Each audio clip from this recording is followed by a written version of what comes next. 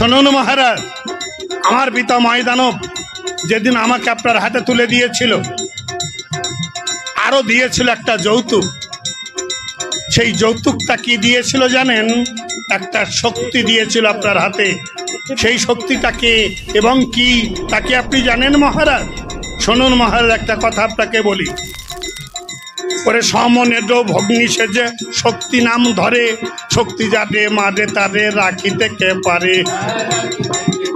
যান মহারাজ, ওই শক্তিশালী নিয়ে আপনি যান, আপনি লক্ষণের বুঝে বসিয়ে দেন, দেখি লক্ষণকে কে রক্ষা করে। রাবণ বলেছে আমি যুদ্ধে যাব। কোথা রথ সারথি, আমার রথ সুসজ্জিত করে নিয়েছো, আমি যুদ্ধে যাব।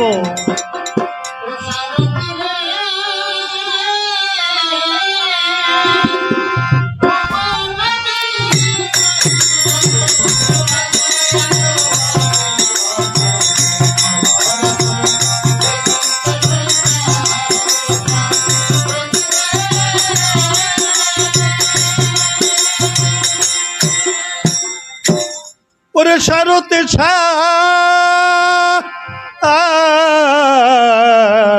সারথি বলে রাজা, ওরে ডাকে ঘনে ঘন,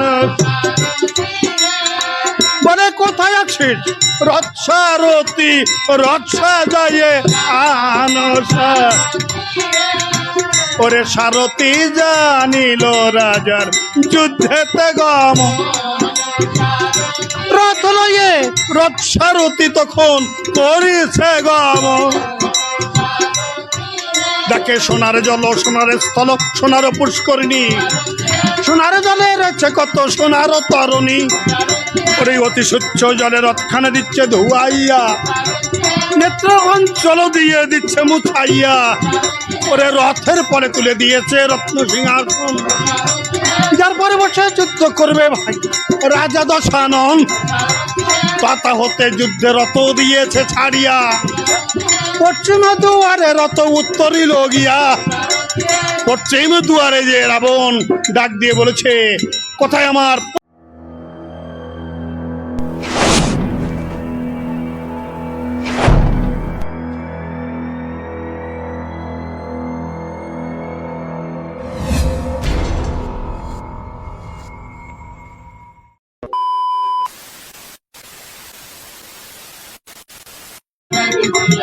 লক্ষণ?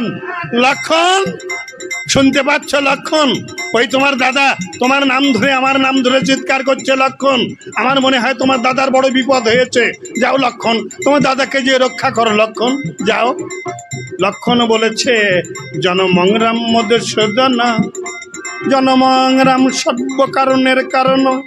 রাম জন্ম হতে শ্রী মধুসূদন, তিনি সর্বকারণের কারণ। ও কণ্ঠেশ্বর আমার দাদার না, আমার দাদার কোনো বিপদ হতে পারে না। সীতা বলেছে লক্ষণ তুমি আমার স্বামীর কণ্ঠেশ্বর, তুমি আমাকে চিনাচ্ছ লক্ষণ? আমি বলছি তোমার দাদা বড় বিপাকে পড়ে গেছে। তোমার দাদা বিপাকে পড়ে তোমার নাম ধরে আমার নাম ধরে চিৎকার করছে। লক্ষণ যাও, তোমার দাদাকে রক্ষা করো।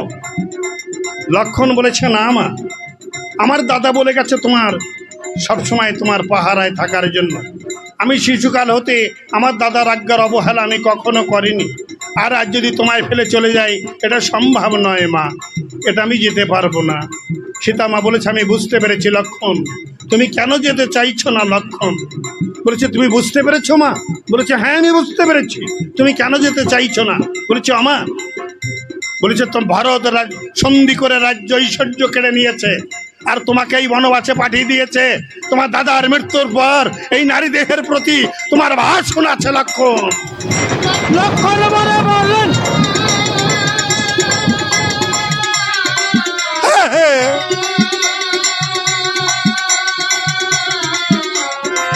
ওই কথা বললেন না। কোনো মা যদি ওই কথা শুনতে পায় তার সন্তানকে সে কখনো আর কোলে নেবে না। আর কোনো সন্তান যদি ওই কথা শুনতে পায় তার মাকে আর কখনো মা মা বলে ডাকবে না। বলেছে লক্ষণ, বলেছে আমি যাব। যাবে? বলেছে হ্যাঁ, কেন যাব না? তুমি বক্ষে বাঁধিয়ে দিয়েছ যে বাক্যবান, সেই বানে টেনে নিয়ে যেতে চাইছে প্রাণ। কেন যাব না? নিশ্চয়ই যাব। তবে যাওয়ার কালে একটা কথা বলে যাব। মা কি কয়? মা আমার সুমিত্রা মা আমায় ডেকে বলেছিল, লক্ষণ রে, বনবাসে যেয়ে যদি আমার কথা তোর মনে পড়ে যায়, তুই সীতা মাকে মা বলে ডাকিস, ওই তোর মনের বাসনা পূর্ণ করবে। আমি বনবাসে ছিলাম, তোমাকে মা মা বলতে বলতে তোমার পিছে পিছে আমি বনবাসে চলে এসেছিলাম। কিন্তু মা, তুমি যেভাবে আমায় কটু বাক্যে কাঁদালে মা, তোমায় অভিসম্পদ করব না, তবে যাওয়ার কালে একটা কথা বলে যাব। মা তোমার কান্নায় একদিন নদী বয়ে যাবে, তোমার কান্না দেখতে কেউ আসবে না, কেউ আসবে না, কেউ আসবে না। লক্ষণ ছুটে চলেছে, কিছু পথে যে এই লক্ষণ আবার ফিরে এসেছে। লক্ষণ যখন আবার ফিরে এসেছে, সীতা মা ডাক দিয়ে বলেছি, একই লক্ষণ, তুমি আবার ফিরে এলে কেন? তাই মা, আবার ফিরে এলাম কেন জানিস? বিধি কি খেলতে চায় তা হয়তো আমি জানি না, বিধি কি খেলতে চায় আমি জানি না, তবে তোর সঙ্গে এই দেখা হয়েছে, আর কোনোদিন দেখা হবে কিনা এটা আমি জানি না। আমি ফিরে এসেছি মা, আমি সরল প্রাণীয় লক্ষণ। তুই আমায় বড় দুঃখ দিয়েছিস, আমায় বড় কাঁদিয়েছিস। আমি চলে যাচ্ছি মা, তোর সঙ্গে হয়তো আমার দেখা হতেও পারে, না হতে পারে। লক্ষণ ছুটে চলেছে অমন্দদেরই। আমি সেই যোগী, যোগী বেশনং আগমন্তি, যোগী বেশে সীতার দ্বারে আমি, যোগী বেশনং আগমন্তি, তন্তু ছায়া কুটির স্থিতি গচ্ছন্তি মান সদা নদীতি। আমি সেই যোগী, সীতার সম্মুখে যে কুঠির দ্বারে দাঁড়িয়ে বলেছিলাম, আমা ভিক্ষাং দেহিমে, ভিক্ষাং দেহিমে, ভিক্ষাং দেহিমে, আমায় কিছু ভিক্ষা দাও মা। সীতা বলেছে, ওই যোগীবর, আমার স্বামী দেওরের আছে মানা, আমার এই গণ্ডির বাইরে আমি যাব না। লক্ষণ দেখো এখানে গণ্ডি রেখা কেটে চলে গেছে। গণ্ডির বাইরে আমি যাব না, স্বামী দেওরের আছে মানা, গণ্ডির বাইরে আমি যাব না। ভিক্ষা যদি আপনাকে নিতে হয়, আপনি কুটির প্রাঙ্গণে চলে আসুন, এসে এখান থেকে ভিক্ষা নিয়ে যায়। যোগী বলেছে, আমি যোগী, আমি কখনো পরদার গ্রহণ করি না। ভিক্ষা যদি তোমায় দিতে হয়, তুমি গণ্ডি অতিক্রম করে গণ্ডির ভিতরে চলে এসো। সীতা বলেছে, না, সম্ভব নয়, আমি গণ্ডির বাইরে যাব না। যোগীবর ডাক দিয়ে বলেছে, যদি সত্যি আমি যোগী, আমি 3 দিনের উপবাসের পর তোমার কুঠির দ্বারে এসেছিলাম, যে তুমি আমায় ভিক্ষা দিলে হয়তো আমার প্রাণটা বেঁচে যাবে। তা তুমি যখন আমায় ভিক্ষা দিলে না, আমি তোমায় অভিসম্পদ করব না, তবে যাওয়ার কালে একটা কথা বলে যাব মা। কথাটা কি জানো? আজ তুমি ভিক্ষা না দেওয়ার কারণের জন্য যদি সত্যি এখানে আমার মৃত্যু হয়, তোমাকে অভিসম্পদ করব না, তবে যাওয়ার কালে একটা কথা বলে যাব, তোমার স্বামীর বংশে বাতি দিতে কেউ থাকবে না, কেউ থাকবে না, কেউ থাকবে না। সীতা বলে, বলো না ওই যোগী,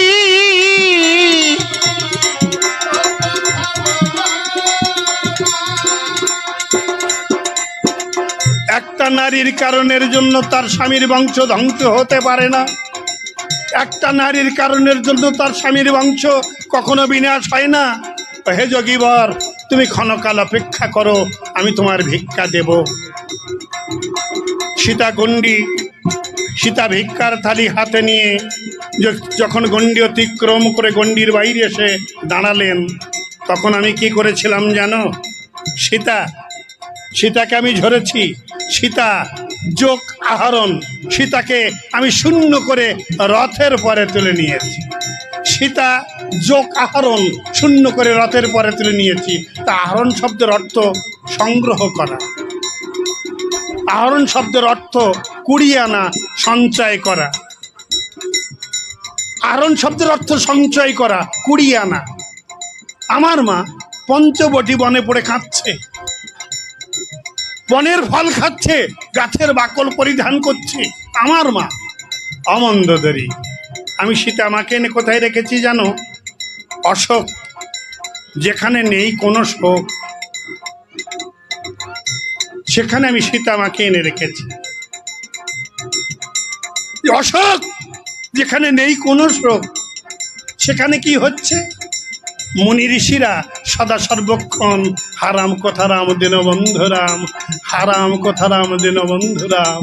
পক্ষীগণ রাম নাম করছে, পশুগণ রাম নামে নৃত্য করছে। আমার মাকে সেই অশোক বাটিকায় আমি রেখেছি। আনন্দ ধরে শিম শোভা তরুমূলে স্বর্ণ মন্দির প্রতিষ্ঠিত করে সেই স্বর্ণ মন্দিরের ভিতরে সোনার সিংহাসনের পরে আমি মাকে বসিয়ে রেখেছি। অমন্দোদরী, আমি মায়ের পুত্র হিসাবে আমি খারাপ কি কাজ করেছি? মায়ের পুত্র হিসাবে আমি খারাপ কি কাজ করেছি বলো মন্দোদরী? একটা কথা তোমায় বলি মন্দোদরী, তুমি শোনো। একটা কথা ভেবে দেখো মন্দোদরী, তুমি বলেছ রাম নারায়ণ, তুমিই বলেছ সীতা লক্ষ্মী। তোমার মুখের কথা যেন সত্যি হয় মন্দোদরী। তুমি বলেছ রাম নারায়ণ, তুমি বলেছ সীতা লক্ষ্মী। তাই যদি হয়, আমি যদি চুরি করি ইয়া না আনিতাম শীতে, ত্রিলোকবাসী দেখতে পেত জলে শিলা ভাসিতে।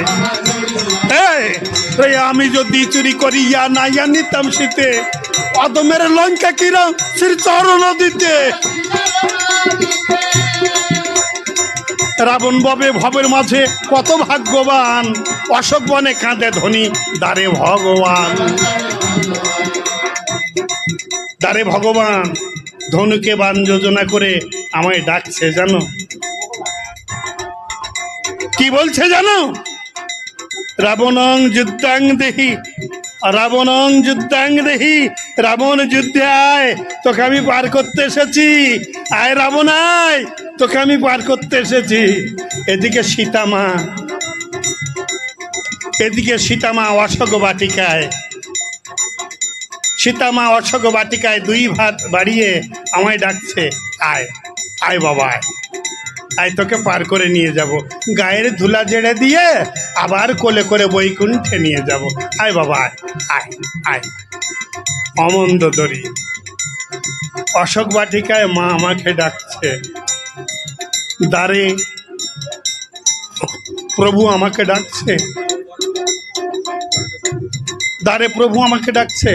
অশোক বাটিকায় মা দুই বাহু বাড়িয়ে আমাকে ডাকছে, আয় আয়, কোলে করে গায়ের ধুলা ছেড়ে দিয়ে আবার কোলে করে নিয়ে বৈকুণ্ঠে যাবো, আয় আমার কাছে আয়। আমি যেতে পারছি না, আমি বড় বিপাকে পড়ে গেছি, আমি যেতে পারছি না। কেন যেতে পারছি না জানো? তাই কেন? তাই মন্দোদরী ভেবে দেখো, 1 লক্ষ পুত্রই আমার 1.25 লক্ষ নাতি, আমি যদি চলে যাই এদের কি হইবে গতি? এই কারণে মন্দোদরী যেতে পারি নাই। এই কথাটা বললাম আজি তো বঠাই বলেছে মন্দোদরী। বলেছে হ্যাঁ মহারাজ। মন্দোদরী ডাক দিয়ে বলেছে, মহারাজ পুক্ত শোকের দিগদাহি জ্বালায় আমার অন্তরটা জ্বলে পুড়ে খার হয়ে যাচ্ছে মহারাজ। আপনার ওই স্তব বাক্যে আমি বলছি না মহারাজ। আপনি যান, আমার পুত্র ইন্দ্রজিৎকে যে লক্ষণ সংহার করেছে, আপনি যান তাকে সংহার করুন। রাবণ ডাক দিয়ে বলেছে, মন্দোদরী লক্ষণ জিতেন্দ্রিয় পুরুষ, তার কখনো মৃত্যু হতে পারে না। বলেছে মহারাজ, স্বর্গের যমরাজার যদি মৃত্যু হতে পারে, নরদেহধারী লক্ষণের মৃত্যু হবে না কেন? মৃত্যু হবে হবে। বলেছে হ্যাঁ হবে। শুনুন মহারাজ, আমার পিতা ময়দানব যেদিন আমাকে আপনার হাতে তুলে দিয়েছিল, আরো দিয়েছিল একটা যৌতুক। সেই যৌতুকটা কি দিয়েছিল জানেন? একটা শক্তি দিয়েছিল আপনার হাতে। সেই শক্তিটাকে এবং কি তাকে আপনি জানেন মহারাজ? শুনুন মহারাজ, একটা কথা আপনাকে বলি। করে সমনেড ভগ্নি সেজে শক্তি নাম ধরে, শক্তি যাতে মারে তারে রাখিতে কে পারে। যান মহারাজ, ওই শক্তিশালী নিয়ে আপনি যান, আপনি লক্ষণের বুঝে বসিয়ে দেন, দেখি লক্ষণকে কে রক্ষা করে। রাবণ বলেছে আমি যুদ্ধে যাব। কোথা রথ সারথি, আমার রথ সুসজ্জিত করে নিয়েছো, আমি যুদ্ধে যাব।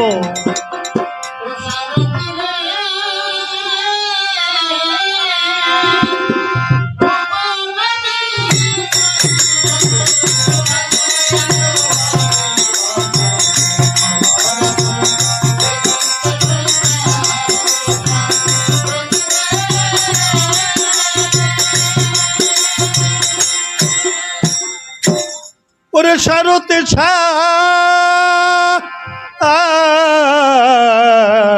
সারথি বলে রাজা, ওরে ডাকে ঘনে ঘন, বলে কোথায় আছিস রথ সারথি, রথ সাজায়ে আনসা। ওরে সারথি জানিল রাজার যুদ্ধেতে গম, রথ লয়ে রথ সারথি তখন করিছে গম। ডাকে সোনার জল, সোনার স্থল, সোনার পুষ্করিণী, সোনার জলে রয়েছে কত সোনার তরণী। ওরে অতি স্বচ্ছ জলে রথখানে দিচ্ছে ধুয়াইয়া, নেত্র অঞ্চল দিয়ে দিচ্ছে মুছাইয়া। ওরে রথের পরে তুলে দিয়েছে রত্ন সিংহাসন, যার পরে বসে যুদ্ধ করবে ভাই রাজা দশানন। পাতা হতে যুদ্ধে রথ দিয়েছে ছাড়িয়া, পশ্চিম দুয়ারে রথ উত্তরিল গিয়া। পশ্চিম দুয়ারে যে রাবণ ডাক দিয়ে বলেছে, কোথায় আমার পুত্র হন্তাকারী লক্ষণ, লক্ষণ যুদ্ধে এসো, লক্ষণ যুদ্ধে এসো।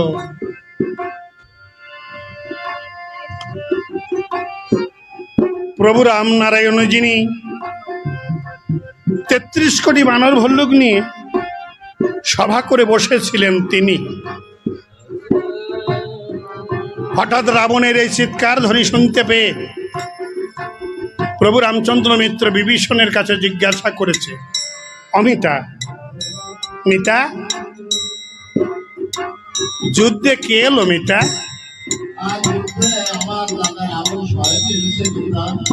রাবণ যুদ্ধে এসেছে, সেই জন্য এত সৈন্য কোলাহল, সেই জন্য এত দামামার শব্দ হচ্ছে। কিন্তু রাবণ যুদ্ধে এলো মিতা?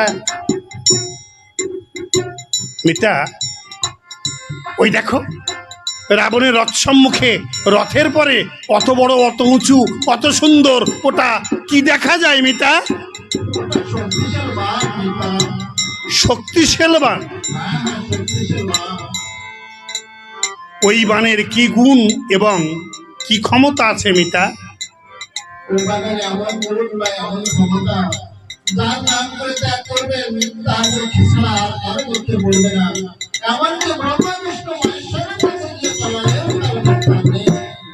বলেছ রাবণ আমার লক্ষণকে কেড়ে নিতে এসেছে। কিন্তু রাবণ তুমি সে সুবর্ণ সুযোগ পাবে না রাবণ। আমি এখন এক্ষুনি লক্ষণকে নিয়ে এখান থেকে এক্ষুনি চলে যাব।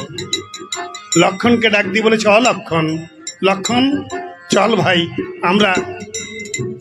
আমরা দেশে ফিরে যাই। আমার ধনুক ভাঙা ধনী ওই মনে হয় আমার আর উদ্ধার করা হলো না রে লক্ষণ। চল লক্ষণ, আমরা দেশে ফিরে যাই। ও ভাইকে লয়ে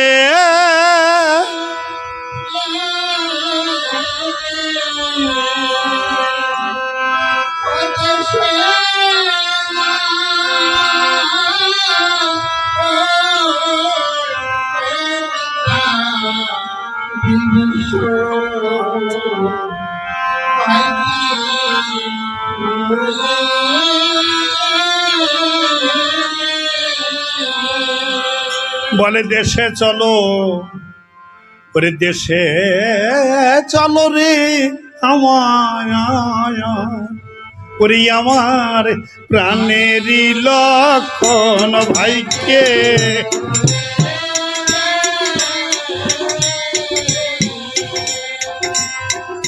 ওরে জানকে দিয়ে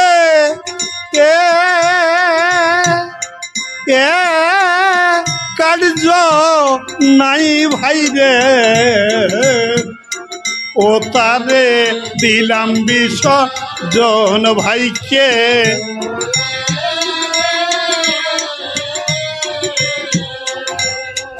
লক্ষণ বলেছে, দাদা এ তুমি কেমন কথা বলছো? মাকে রাক্ষস কবলে একাকিনী ওকে ফেলে দিয়ে প্রাণভয়ে দেশে ফিরে যাওয়ার কথা বলছো? দেখো দাদা, তোমার প্রাণে যদি এত ভয়, তোমার দেহের প্রতি যদি এত মায়া, তা তুমি ফিরে যাও দাদা, আমি কিন্তু যাব না। বলছে লক্ষণ, বলেছে হ্যাঁ দাদা, আমার মাকে একাকিনী বনবাসে ফেলে রেখে আমি যাব না। আমার মাকে একাকিনী বনবাসে ফেলে রেখে আমি যাব না। তোমার যদি প্রাণে এত ভয়, দেহের যদি এত মায়া, তুমি চলে যাও দাদা, আমি যাব না। বলছে লক্ষণ, বলেছে দাদা, লক্ষণ ডাক দিয়ে বলেছে, দাদা তোমার সঙ্গে আমার একটা কথা। কি? কয় কথাটা হলো এই, দাদা বনবাসটা হয়েছিল কার? তোমার। আমার কিন্তু বনবাস হয়নি। আমার সুমিত্রা মা আমায় ডেকে বলল, লক্ষণ রে, তো দাদার সঙ্গে তুই বনবাসে যা। আমার মা আমাকে ডেকে বলেছিল, অলক্ষণ যা, তুই রামের সঙ্গে বনবাসে যা। লক্ষণ বলেছে, না মা আমি যাব না। যাবি না? কয় না যাব না। কেন? কয় তোমার মতো মাকে ফেলে, বৃদ্ধ পিতাকে ফেলে, সোনার অযোধ্যা ফেলে আমি বনবাসে আমি যাব না মা। বলছে লক্ষণ, কয় আমি যাব না। কয় লক্ষণ, ওরে রামের মতো ভাই হয়, অলক্ষণ তুই যা। বলছেন আমি যাব না। যাবি না? কয় না যাব না। কয় লক্ষণ আমার কথা শোন, তুই যাবি? যাব। কয় হ্যাঁ যাবি। কয় মা, কয় হ্যাঁ যাবি। কেন যাবি জানিস? কয় কেন? কয় তুই জন্মানোর আগে ওই রামচরণে তোকে আমি লিখে দিয়েছি, তাকে তুই জানিস? কয় মা, কয় হ্যাঁ রে লক্ষণ, তো রামচরণ আমি তোকে লিখে দিয়েছিলাম, তবে কবে লিখেছিলাম তুই জানিস? শোন, মহারাজের একে একে 749 বিবাহ করে। মহারাজ একে একে 749 বিবাহ করলেন। ভরদৌতুক রাজার কন্যার গর্ভে একটা কন্যা সন্তান জন্মগ্রহণ করে। মেয়েটার নাম রাখা হয় শান্তা। মহারাজের বংশে কখনো আর পুত্র সন্তান জন্মগ্রহণ করেনি। মহারাজ কুলগুরু বৈশিষ্ট্যের নির্দেশে বিভাণ্ডক মুনির পুত্র ঋচ্ছশৃঙ্গকে এনে পুত্রষ্টি চরুযজ্ঞ করালেন। সেই পুত্রষ্টি চরুযজ্ঞে যে চরু উৎপন্ন হলো, সেই চরু এনে মহারাজ কৌশল্যা রানীর হাতে তুলে দিলেন। কৌশল্যা রানী সেই চরু অর্ধেক ভাগ করে কৈকেয়ীকে দিয়ে দিয়েছে, অর্ধেক কৌশল্যার হাতে। সুমিত্রাও আদুরে ছিল, দেখতে পাই দিদির হাতে কি যেন ওরা খেতে যাচ্ছে। সুমিত্রা ছুটে এসেছে, এসে বলেছে, ও দিদি, তোমরা কি খাচ্ছ? আমায় একটু দাও না। আরে হারি হতভাগী রে, তোর কথা একদম মনে ছিল না। বিশ্বাস কর, তোর কথা একদম মনে ছিল না। আমরা কি খাচ্ছি জানিস? কয় কি? কয় পুত্রষ্টি চরুযজ্ঞের চরু। এই চরুকে খেলে কি হয় জানিস? কয় কি হয়? কয় পুত্রের জননী হওয়া যায়। কয় দিদি, ওই চরু তোমরা খাবে, তোমাদের পুত্র হবে। বাৎসল্য প্রেমে তোমাদের গলা জড়িয়ে ধরে তোমাদের মা মা বলে ডাকবে। আর আমি একা, আমি হতভাগী, আমি মনে হয় বাঁচা থেকে যাব। আমি মনে হয় বাঁচা থেকে যাব। দিদি গো, জগতের বুকে নারী হয়ে জন্মালে প্রত্যেকের মা হওয়ার একটা বাসনা থাকে। দিদি, নারী হয়ে জন্মালে প্রত্যেকের মা হওয়ার একটা বাসনা থাকে। আমায় একটু চরু দাও না দিদি, একটু চরু আমাকে দাও না। তাই হতভাগী, তোকে দেব না এ কথা আমি বলেছি? আয় আমার কাছে আয়। কৌশল্যা সুমিত্রাকে বুকে টেনে নিলেন। বুকে টেনে নিয়ে কৌশল্যা বুকে টেনে নিয়ে তার ভাগ থেকে অর্ধেক চরু সুমিত্রার হাতে তুলে দিয়েছে। কই কই নিকটে ছিল, কই কই নিকটে ছিল, এই কথা কই কই শুনতে পেল। কই কই শুনতে পেয়ে তার ভাগ থেকে অর্ধেক চরু সুমিত্রার হাতে তুলে দিল। এক চরু 4 অংশে বিভক্ত হলো। 2 অংশ পেল সুমিত্রা, 1 অংশ পেল কই কই, আর 1 অংশ পেল কৌশল্যা। চরু খাওয়া শেষ। কৌশল্যা ডাক দিয়ে বলেছে, এই হতভাগী, সে সময় কাঁদছিলি, হ্যাঁ? এখন কতটা চরু খেয়েছিস তুই জানিস? হ্যাঁ, কতটা খেয়েছিস? কয় আমি কতটা খেয়েছি? কয় তুই যা চরু ছিল তুই অর্ধেক চরু খেয়েছিস, আর তুই আমার বড় বোন। হ্যাঁ, আমি তোর বড় বোন। সে সময় হ্যাঁ হ্যাঁ করে কাঁদছিলি আমার সামনে। তুই কতটা খেয়েছিস জানিস? তুই অর্ধেক খেয়েছিস, আর আমি তোর বড় বোন, তোকে আশীর্বাদ করছি তুই যমজ সন্তানের জননী হবি। সুমিত্রা বলে দিদি গো, আমি যদি যমজ সন্তানের জননী হই, একটাকে তোমার ছেলের নামের দাসখত লিখে দিলাম, আর একটাকে আমি কই কইর ছেলের নামের দাসখত লিখে দিলাম। অলক্ষণ, যাবি না? তুই জন্মানোর আগে রামচরণে তোকে আমি লিখে দিয়েছি, যাবি না? কয় না, যাব না। যাবি না? কয় না, যাব না। কেন? কয় বৃদ্ধ পিতাকে ফেলে, তোমার মতো মাকে ফেলে, সোনার অযোধ্যা ফেলে আমি যাব না। কয় লক্ষণ রে, আরে রামের মতো ভাই হয়। অলক্ষণ, রাম বনে যাচ্ছে আর তুই যাবি না, এই কখনো হয়? একটা কথা ভেবে দেখ লক্ষণ, এ তো 1 দিনের জন্য নয়, 1 মাসের জন্য নয়, 1 বছরের জন্য নয়, এ 14 বছর। অলক্ষণ, ভেবে দেখ, তোর ভাই বনের ভিতরে ঘুরতে ঘুরতে ওর পায়ে যদি একটা শক্ত কোনো একটা কাঁটা বিঁধে যায়, তুই ভাই সঙ্গে থাকলে ওই কাঁটাটা তো কেটে দিতে পারবি, তাই না?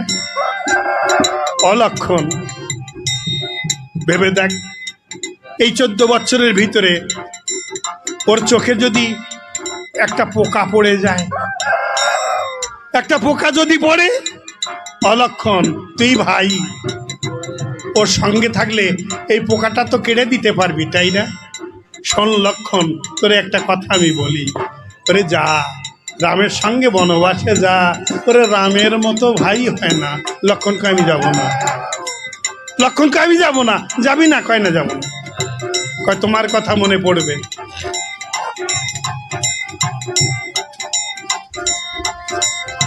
তোমার কথা মনে পড়বে, আমি যাব না। কয় লক্ষণ আয় আমার কাছে আয়। বলেছে কি? কয় রামং দশরথ ঋদ্ধি মাং ঋদ্ধি জনকত্তজা অযোধ্যায় অটুভ্যয় নাস্তি কুসুম হস্ত বনবাস। লক্ষণ, জ্যেষ্ঠ ভ্রাতা সমপিতা শাস্ত্রে আছে বাণী, জ্যেষ্ঠ ভাইকে পিতার জ্ঞানে জ্ঞান করলে তার পিতার অভাব পূর্ণ হয় জানি। মাং ঋদ্ধি জনকত্তজা, আমার গর্ভে জন্মিয়েছিস বলে আমি তোর মা। কিন্তু লক্ষণ, এই বিশ্ব প্রসবিনী মা হলো ওই সীতা। এই বিশ্বটাকে ও প্রসব করেছে। ওকে যদি সত্যি একবার মা বলে ডাকতে পারিস না, তোর সকল আশা ওই মা তোকে পূর্ণ করবে। অযোধ্যায় অটুভ্যয় নাস্তি কুসুম হস্ত বনবাস। সোনার অযোধ্যার কথা মনে পড়ছে, তাই না? আয় আয় আয় আমার কাছে আয়। একটা পারিজাত পুষ্প হাতে নিয়ে লক্ষণের হাতে দিয়ে বলল, অলক্ষণ, বনের ভিতরে যেখানে যে কুঠির বেঁধে থাকবি, এই পুষ্পটা সেই কুঠিরের গায়ে লাগিয়ে দিবি, দেখবি সোনার অযোধ্যার ন্যায় তোকে তোকে ভুলিয়ে রাখবে। তাই বলছি লক্ষণ, একটা কথা শোন, লক্ষণ ডাক দিয়ে বলেছে, দাদা আমি মায়ের কথা শুনে সীতা মাকে মা মা বলতে বলতে মায়ের মুখের দিকে আমি কখনো তাকিয়ে দেখিনি। আমি মায়ের পিছে পিছে বনবাসে এসেছি। ও দাদা একটা কথা ভেবে দেখো, মায়ের মুখের দিকে তাকিয়ে আমি দেখিনি, মা মা বলতে বলতে আমি সঙ্গে বনবাসে এসেছি। সেই মাকে রাক্ষসের কবলে ফেলে দিয়ে তুমি প্রাণ ভয়ে দেশে ফিরে যেতে চাইছো দাদা? ও দাদা তোমার প্রাণে যদি এত মায়া, এত যদি তোমার ভয়, তা তুমি যাও দাদা, আমি যাব না, আমি যাব না দাদা। প্রভু রামচন্দ্র ডেকে বলেছে, অলক্ষণ দেশে দেশে কলত্রাণী, দেশে দেশে নঞ্চ বন্ধবা, তন্তু দেশ না পটসন্তি যত্র ভ্রাতা সহদারা। লক্ষণ রে, দেশে দেশে কলত্রাণী, দেশে দেশে ধর্মবন্ধু তৈরি করে নিতে চাইলে ধর্মবন্ধু তৈরি করে নেওয়া যায়। দেশে দেশে দেশে দেশে কলত্রাণী, দেশে দেশে প্রতি রাজার ঘরে সীতার মতো কন্যা চাইলে অমন কন্যা পাওয়া যাবে। দেশে দেশে নঞ্চ বন্ধবা, দেশে দেশে ধর্মবন্ধু তৈরি করতে চাইলে ধর্মবন্ধু তৈরি করে নেওয়া যাবে। কিন্তু তখন কিন্তু এমন একটা দেশ কোথাও দেখলাম না রে লক্ষণ। তন্তু দেশ না প্রশান্তি যত্র ভ্রাতা সহদারা, এমন একটা দেশ কোথাও দেখলাম না রে লক্ষণ, যেখানে জোড়ের ভাই মেলে রে, যেখানে গুণের ভাই মেলে। লক্ষণ যা। রামচন্দ্র লক্ষণকে আমি যাব না। যাবি না? কয় না। কয় তাহলে আমি যাব। লক্ষণ ডাক দিয়ে কয় আমি যাব না, তবে একটা কথা তোমায় আমি বলবো। কয় কি? কয় যাওয়ার কালে ওরে রঘুনাথ দাদা তুমি সরোজ দিয়ে যেও ভাইকে,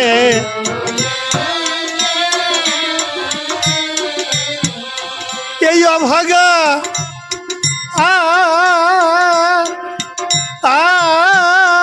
লক্ষণের নামে দাদা একটা বালির পিণ্ড দিও ভাইকে।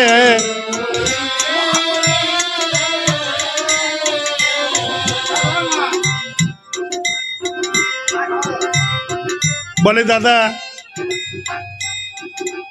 প্রভু রামচন্দ্র ডেকে বলল, লক্ষণ তুই যাবি না, আমি যাব, আমি চলে যাচ্ছি। কয় হ্যাঁ দাদা তুমি চলে যাও।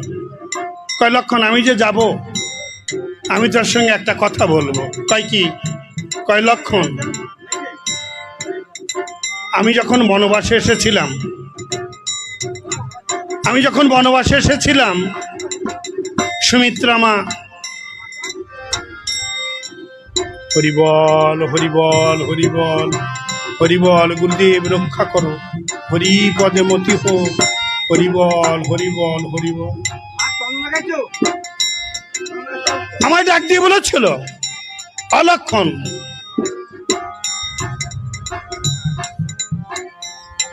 তুই তো যেতে চাইছিস না লক্ষণ, আমি চলে যাব।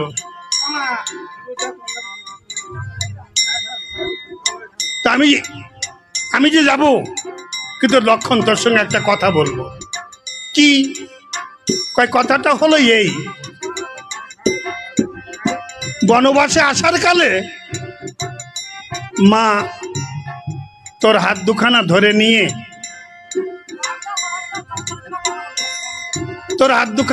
নিয়ে আমার হাতের পরে দিয়ে হরিবল হরিবল হরিবল, এ গুরুদেব রক্ষা কর। তোর হাত দুখানা ধরে নিয়ে আমার হাতের পরে দিয়ে আমায় ডেকে বলেছিল, অরাম রাম অরাম, আমার লক্ষণকে তোর হাতের পরে দিলাম, আমার লক্ষণ রে তুই দেখে রাখিস, আমার লক্ষণকে তোর হাতের পরে দিলাম, আমার লক্ষণ রে তুই দেখে রাখিস। রামচন্দ্র ডেকে বলে, চ লক্ষণ, আমি একা ফিরে গেলে মা যদি তোর কথা আমার কাছে জিজ্ঞাসা করে আমি মাকে কি বলবো? বল, আমি মাকে কি বলবো? আমি এখান থেকে ফিরে যাব, হ্যাঁ আমি এখন চলে যাব। মা যদি তোর কথা আমার কাছে জিজ্ঞাসা করে আমি মাকে কি বলবো? বল, আমি এখন এক্ষুনি এখান থেকে চলে যাব, বল আমি মাকে কি বলবো? লক্ষণ ডাক দিয়ে বলেছে, দাদা আমার হতভাগী মা তোমার কাছে এসে যদি আমার কথা জিজ্ঞাসা করে, দাদা তুমি আমার মতো লক্ষণ হইও, আর আমার মাকে তুমি মা মা ডাকিও, তুমি ও গো দয়াল রাম ভাই।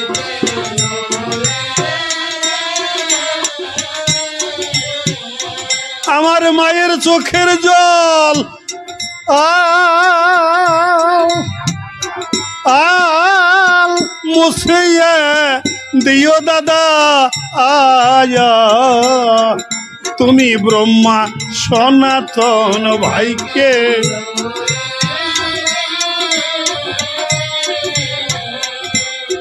ভাই ভাইকে ধরে উভয়কে জড়িয়ে ধরে কাঁদছে,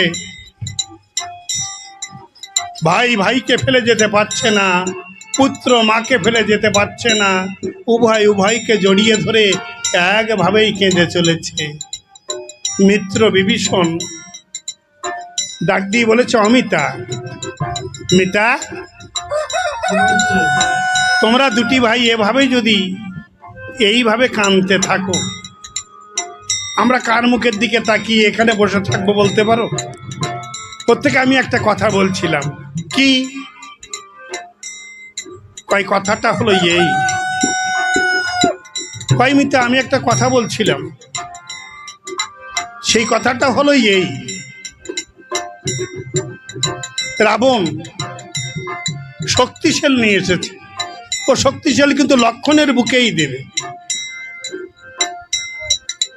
বাকি আমি সর্বপ্রথম এই রাবণের হাতে আমি প্রাণ দিতে চাইছিলাম, সর্বপ্রথম আমি রাবণের হাতে প্রাণ দিতে চাইছিলাম। আমি 33 কোটি বানর ভল্লুক সঙ্গে নিয়ে সর্বপ্রথম আমি যুদ্ধে যেতে চাইছিলাম। আমরা 33 কোটি বানর ভল্লুক রাবণের যুদ্ধে প্রাণ দেব, লক্ষণ শক্তিশালী প্রাণ দেবে, তুমি হয়তো বেঁচে থাকবে একা। তাই একা দেশে ফিরে না যেয়ে, ইতিহাসকে কলঙ্কিত না করে, মিতা একটা কথা তোমারে বলি, মিতা তুমি আমায় অনুমতি দাও, আমি যুদ্ধে যাই। সর্বযজ্ঞে যুদ্ধে চলেছে জাম্বুবান বুড়া, ওরে লোমকূপেতে তুলে নিয়েছে বুড়া, পর্বতেরও চূড়া বুড়া, কুচি কুচি চূড়া বাঁধে সে আবার কেমন, ওরে এক এক কান্না পাথর হবে যেন 2-10,000 মন। ওরে বানর ভল্লুক লইয়ে বুড়া করিল গমন, ওরে রাক্ষস সমরে যেয়ে বুড়া দিল দর্শন, ওরে রাক্ষস সমরে যেয়ে বুড়া গাত্র ঝাড়া দিল, পাথর গুড়ি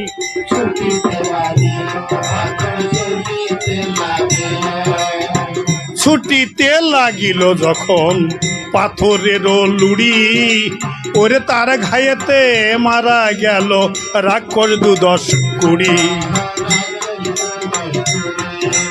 ওরে রাক্ষস বানরেতে যুদ্ধ হচ্ছে মারামার, ওরে নীল বানর লাফ দিয়ে ওঠে রাবণের 10 মুন্ডের উপর, হাত বাড়াইয়া রাবণ রাজা ধরিবারে যায়, ওরে ধরিতে না পারে বানর অন্য মাথায় যায়, ওরে করে ধাপার করে প্রস্রাব রাবণের মাথায়, দুর্গন্ধেতে রাবণ রাজা করিছে হায় হায়।